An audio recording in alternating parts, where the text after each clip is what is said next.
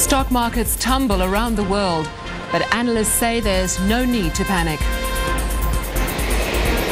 Yet another drama at a South African airport. A man is arrested for allegedly making a drunken threat on a Joburg Cape Town flight. And goodbye and good luck to the Proteas as they jet off to the World Cup.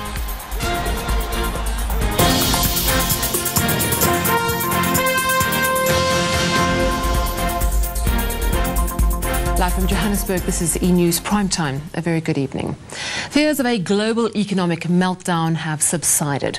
Over the past 24 hours, stock markets around the world have fallen, but analysts say a crash is not on the cards. South African consumers shouldn't be worried, although once again this could affect the petrol price. It's a reminder of how volatile the world's economic system can be, and how influential China's economy now is. Rumours of a new capital gains tax in China sent shares in Shanghai plunging by 10%. That quickly morphed into fears that the Chinese economy was slowing down. China's sneeze became the world's flu. It didn't help either that the former US Federal Reserve Chairman Alan Greenspan suggested America could slide into a recession this year. Everywhere one looks, from New York to the JSE, stocks have plummeted, largely based on this. The volatility will affect the rand, and so South Africans could see the petrol price moving up and down in the next few months. But this isn't anything like market crashes of the past. Strong oil, gold and platinum prices suggest that the world's biggest buyer, China, remains healthy. That should continue to help the South African economy, and our own mini boom will likely be unaffected.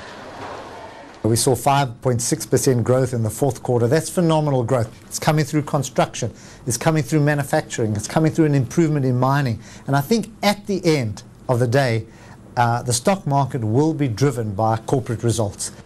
With the South African economy continuing to outperform expectations, money can still be made just by looking at local companies. Ben said, E-News, Johannesburg. Parliament has been hauled over the coals by, well, Parliament. The Standing Committee on Public Accounts has criticised Parliament for the way it manages its budget. It's overspent on staff and couldn't keep within its renovations budget. For years, Parliament has been guilty of underspending, the result of poor planning and mismanagement. Now it seems officials have gone to the other extreme, spending money they just don't have.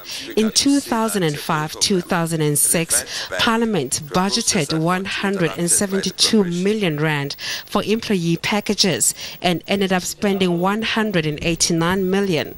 I just want some explanation as to how do we get to a situation where we overspend by 17 million? And that wasn't the only overrun. Officials set aside 36 million rand for renovations and ended up spending well over twice that amount, with the taxpayer forking out 89 million rand for Parliament's facelift.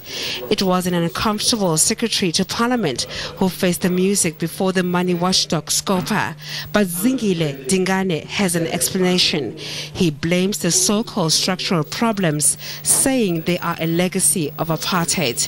But no word from him on how he intends staying within the budget this year. Cleopatra Leshoro, E-News, Cape Town. The Assets Forfeiture Unit has launched its biggest operation yet in an attempt to recover millions of rands on behalf of the taxman. The unit has seized the assets of a Johannesburg aviation company. Its owner is one of 13 people on trial for cigarette smuggling, fraud and racketeering. This man, Hendrik Delport, and 12 others stand accused of defrauding the taxman of 264 million rand. They are on trial in the Pretoria High Court on thousands of charges, ranging from cigarette smuggling to fraud and racketeering. The Revenue Service says they falsified documents to claim VAT and excise duties. The Assets Forfeiture Unit has now been ordered to seize assets worth 370 million rand from the 13 accused. And they've started their biggest operation ever with the raid on the premises of Delport's aviation company.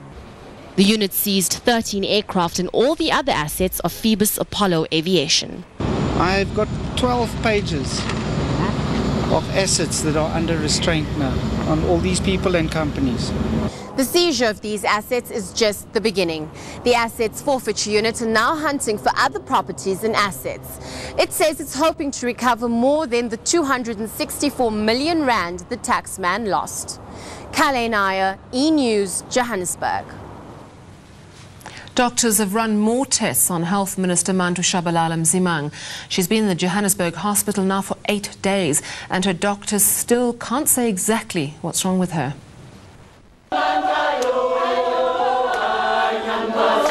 A show of support for the Minister of Health here at Johannesburg Hospital. Manto Shabalala Mzimang has been widely criticized for her garlic and beetroot-laced approach to HIV/AIDS. But to the National Association of People Living with HIV/AIDS, she's a champion. We still feel strongly that her leadership abilities and qualities are needed to take and advance the struggle against HIV and AIDS. Just when or even if she'll return to work isn't clear. Outside the hospital, supporters are praying for the Health Minister's speedy recovery.